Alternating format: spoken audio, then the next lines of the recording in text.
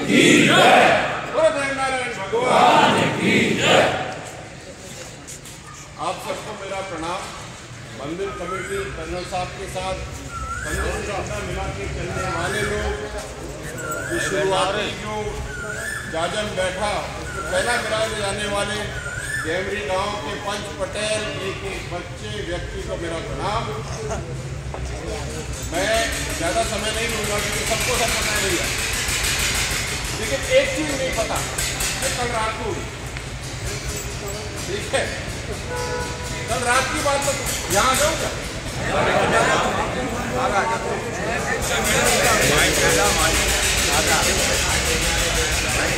ऐसा है, बड़ी मजेदार बात हुई है, सुनो सबके सब। एक कन्या विद्यालय है ना नांदोती में है, कल वहां ने चिट्ठी निकाली साहब। ऐसा है पूजे जब ठाड़े है जाए ना तो सब काम ठीक है लग जाए। तो इतने दिनों से तो स्कूटी मिल नहीं रही थी, तो कल चिट्ठी निकाली। और सुनो, आवश्यक सूचना राजकीय महाविद्यालय नांदौती एवं राजकीय कन्या महाविद्यालय नांदौती की सभी छात्राएं जिनका नाम देवनारायण स्कूटी योजना में 2024-25 सुनो सब ध्यान से सुनना, 24-25 में है, उनको सूचित किया जाता है। एक चिट्ठी निकली है 4 तारीख को और उनको सूचित किया जाता है कि 5 तारीख को आज निम्नलिखित दस्तावेजों की छाया प्रति के साथ 2 पेज टैग करके बांधकर महाविद्यालय में जमा करा जावे एवं मूल दस्तावेज महाविद्यालय में जांच करवाने के लिए साथ लेकर आए। और कागज कौन कौन से चाहिए? 10वीं की मार्कशीट, 12वीं की मार्कशीट, प्रथम सेमेस्टर की परीक्षा का प्रवेश पत्र, महाविद्यालय का आई कार्ड, जाति प्रमाण पत्र, मूल निवास प्रमाण पत्र, जनाधार कार्ड, छात्रा का आधार कार्ड, पिता का आधार कार्ड, छात्रा के 4 नवीनतम रंगीन पासपोर्ट साइज फोटो। और सबसे महत्वपूर्ण बात, दस्तावेज सुबह 11 बजे से दोपहर 3 बजे तक जमा किए जाएंगे। दिनांक 5-6 तक दस्तावेज जमा नहीं करवाने पर स्कूटी से वंचित रहने पर स्वयं छात्रा की जिम्मेदारी होगी। भैया हम हवाई जहाज से काम करेगा। कल चिट्ठी निकाली और आज 3 बजे बंद, मतलब 2 घंटे में बंद। अब गांव वाली बच्ची स्कूल तो कॉलेज तो आज ही जाएगी ना, आज जाकर के छापा देखेगी और फिर भाग के घर जाएगी, फिर वापस कागज लेकर आएगी, 4 फोटो भी खिंचाएगी। बावड़ा समझ रखा है गुजरों को? गलत कह रहा मतलब? इसलिए आज खुद में बता रहा हूं, इसलिए 8 तारीख को आपका आना जरूरी है। ये आपके ठुकरास का काम है। आप लोग, हम लोग मुगालतों में जी रहे, सब कुछ ठीक है, ठीक कतई नहीं, कतई नहीं है, कतई नहीं है, कतई नहीं है। और ये चिट्ठी भी तब निकली है जब लठ लेके पीछे पड़े। अगर सबके सब झड़ के लठ लेके आ गए ना तो यार सगन ठीक कर दिया। 17 साल आप अभी कह रहे थे, पहले आप लेके गए। 17 साल से गुजरों ने संघर्ष किया और उससे आपको 2 ही चीजें मिली हैं साहब, 2। 2019 में 5% आरक्षण और 10 साल पहले देवनारायण योजना। इसके अलावा समाज को कुछ भी नहीं मिला है। सच्चाई तो ये है, सच्चाई है ना साहब। 5% आरक्षण मिलने के बाद आपको केवल 2.5%, 1% आरक्षण मिलता है। वो भी अगर मिल जाए तो कई नौकरियों में तो वो भी नहीं मिलता। गलत करो। और देवनारायण योजना जो हमारे लिए मंदिर जैसी है, शहीद होने के बाद लोगों के बाद सरकार और कर्नल साहब ने बैठ करके और आप लोगों ने मिल करके बनाई। आज उसमें छात्रवृत्ति नहीं मिल रही, आज उसमें स्कूटी नहीं मिल रही। आज गुरुकुल योजना में 54,000 रुपए फीस पहले थी, आज भी 54,000 रुपए फीस है। और स्कूलों की फीस 54,000 से उठकर के 1 लाख हो गई है। बच्चे जो स्कूलों में पढ़ते हैं उनको स्कूल वाला कहता है कि साहब तो एडमिशन तो ले ले, लेकिन 54,000 में पोसाता नहीं है, इसलिए तो 20,000 रुपए ले, घर जा, खूटे पे बंद और साल के एंड में आ जाना या इम्तिहान दे देना। 34 मैं रख लूंगा, 20 तू रख, बच्चे की पढ़ाई तो ठप्पा लग गया। ये है सच्चाई। ये अपनी देवनारायण योजना है। छात्रवृत्ति में मैं बिल्कुल खुल के बता के जा रहा हूँ साहब, जिससे आपको समझ में आए कि हो क्या रहा है। छात्रवृत्ति में आज आप एप्लीकेशन दोगे, आज आप 12वीं में हो, आज आपको 1 लाख रुपए छात्रवृत्ति चाहिए।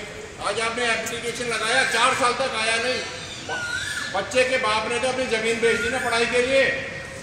जो चीज मिलनी चाहिए थी समय पर जो चीज ना मिले उसका क्या माहौल, और 4 साल बाद दोगे तो क्या मतलब है। तो आप तो बच्चों को पढ़ाई नहीं रहे हो। देवनारायण योजना केवल अपने समाज के बच्चों को पढ़ा लिखा करके उनके पैरों पे खड़ा करने का जरिया है और कुछ नहीं है। 90 करोड़ का पिछले साल का, समझाता हूं मैं, 90 करोड़ का पिछले साल का बजट था देवनारायण योजना स्कूटी का, और खर्च कितना हुआ? 19 लाख। ये सच्चाई है, ये सरकारी कागज है, दस्तावेज हैं। और जब इनसे कहो कि हमको मीटिंग करनी है, हमको पूछने कर क्या रहे हो, तो कह रहे मीटिंग नहीं करेंगे साहब, तो ठेंगा ले ले। अब ऐसा ठेंगा हाथ में लो या दिखा दो, बेटा मैं मजाक नहीं कर रहा, स्थिति बहुत गंभीर है साहब। हम लोग घोड़ों में, खाड़ों में अलग अलग बैठ सकते हैं, लेकिन जब हमारे बच्चों का भविष्य अंधकार में हो रहा है ना, तो एक जगह खड़े होकर रोशनी की तरह जल तो सकते हैं। मेरी तरफ से सब गाड़ा लगा हो जाओ, लेकिन जब समाज की बात आती है ना, तो ऐसे खड़े हो जाओ लठ की तरह, राग लगा देवनारायण भगवान पर, जगदीशों को ठीक कर दे हमारा सारा काम। हालत बहुत गंभीर है साहब, आपको समझना पड़ेगा। आपको यह भी समझना पड़ेगा कि 2019 में जोधपुर हाईकोर्ट में सरकार ने हलफनामे में लिख के दिया है, हलफनामा लिख करके सरकार के अधिवक्ता ने, एजी ने लिख करके दिया है कि जो आरक्षण गिना जाएगा उसमें एमबीसी का अभ्यर्थी सबसे पहले जनरल में नापा जाएगा, उसके बाद उसको ओबीसी में नापा जाएगा, और अगर उसमें भी नहीं होता है तो उसको एमबीसी में नापा जाएगा। 2019 से लेकर आज तक इन्होंने हमें ये नहीं दिया, केवल जनरल दिया है और एमबीसी दिया है। हम तो 2019 से लेकर के अब तक हमारी जितनी नौकरियां खाई हैं तो सोच समझ लेंगे, हम पागल हैं। जब सरकार को हमारा आरक्षण रोकना होता है और कोर्ट निर्णय देती है तो 15 मिनट में बंद कर देते हैं। किया था कि नहीं किया था? और 6 साल से हम रो रहे और ये सुन नहीं रहे। मैं आज यहां से इस पावन धरती से एक आवाज और लिख के जा रहा हूं साहब, अगर आप संगठित नहीं हुए तो रद्दी खीर तो कुत्ता बाद में खाएंगे, कौवे भी नहीं आएंगे। अगर फुकरेश है और गौछन नहीं हुई, तेल नहीं लगाओ ना फालतू में, और अपने आप का गुजर कहो और मर्दानी तरह से और मेहतारी का दूध किया हो ना, तो आ जाना 8 तारीख। तो यही बैठे रहे ना और अपनी ना रंधी खीर को तोड़ तोड़ के सपरेटा बना के पी जाए। मेरी बात बहुत सही कह रहा हूं मैं, क्योंकि कोई नहीं पूछ रहा तुमको, क्योंकि हम लोग अलग अलग विचारों में, कोई बीजेपी का है, कोई कांग्रेस का। अरे समाज के हो जाओ भैया, पहले समाज के हो जाओ और देखो तुम्हारी दुनिया कैसे चले। आपकी जिंदगी में, बैठो भाई सत्रमान, बात जरूरी है, करनी पड़ेगी। आपकी जिंदगी में जो भूचाल आया है गुर्जर समाज में, वो केवल गुर्जर समाज के बच्चों के पढ़ने से आया है।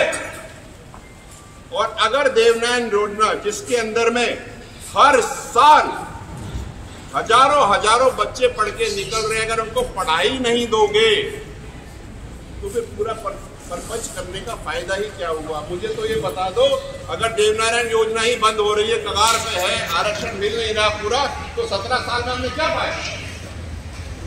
क्या पाया बताओ? ये विजय बैंसला का निजी नहीं है, मेरा बेटा तो MBBS कर रहा है साहब। ये उस व्यक्ति के लिए है जिसका बेटा या छोटा है, 12वीं में है या जनने वाला है, उसके लिए ये काम हो रहा है। ना तो इन बुजुर्गों के लिए हो रहा है, ना किसी और के लिए हो रहा है। इसलिए ये तो अपना करके निकल लेंगे, लेकिन आप अपने बच्चों का भविष्य कैसे निर्धारित कर रहे हो, ये 8 तारीख को निर्णय हो जाएगा। और अगर पटरी पे बैठने की जरूरत पड़ी, इन्होंने नहीं सुना, अगर आप नहीं आओगे तो मैं बैठूंगा। मैं हम समाज की कुकरेस खत्म कैसे कर सकते? नहीं कर सकते साहब। बुजुर्ग का इतिहास वीर कहलाया जाता है और वीरता दिखाने से आती है। इसलिए मेरा हाथ जोड़ के निवेदन है आपसे, आप आइए। और रही बात कैमरे से लोगों का प्रतिनिधित्व लेने की, साहब आओ, आप बताओ किसको आना है। हमारा तो हुजूम है, समाज का हुजूम है, चलेगा। 2 गाड़ी आज आपके घर, आप सब आना भाई। आओगे नहीं आओगे? छड़ के आओगे नहीं आओगे? हम झगड़ा नहीं कर रहे किसी से, लेकिन हक लेके जाएंगे साहब।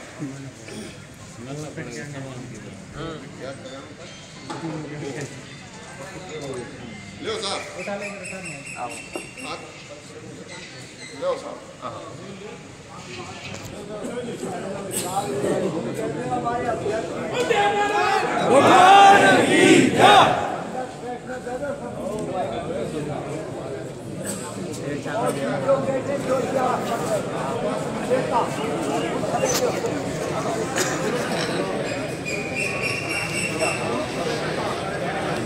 बहुत बहुत धन्यवाद।